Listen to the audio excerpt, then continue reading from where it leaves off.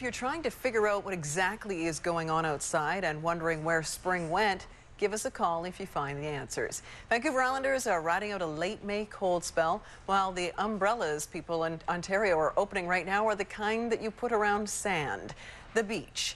But on the eve of Swiftsure, the Lightship Classic, competitors are only worried about the wind, and tomorrow it will certainly not be in short supply. A News reporter Andrew Johnson has our story. Wind, rain, and a definite chill in the air. A recipe leaving Vancouver Islanders a bit sour. May's just been crappy so far. Unless you're visiting from Hawaii and brought your toque.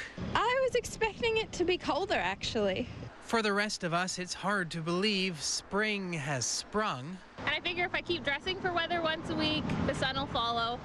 Just kind of hoping for the best at this point.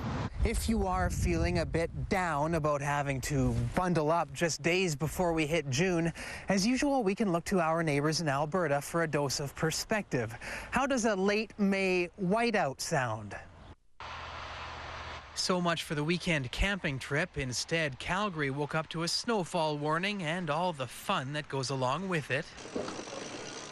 Now, doesn't that just raise your spirits? Swiftsure sailors preparing for the 67th Lightship Classic will be testing the cool island breeze tomorrow morning, and so far like what they see. We think the weather's going to turn out great for sailing.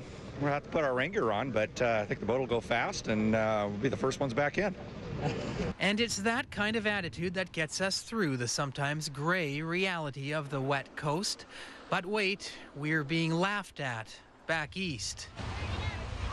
That is the sound of Ontarians getting even, basking in May heat, having not forgotten our unseasonably warm winter, and we all know payback is a beach. For sure, what goes around comes around. It's absolutely phenomenal here. We get to soak it up and suck it up. You better believe it. We've already had more warm weather this summer than this spring than we did all last summer. Maybe so, but back on the island, we know it won't last. We'll be able to gloat again. Until then, yes, it's sweater weather. So what?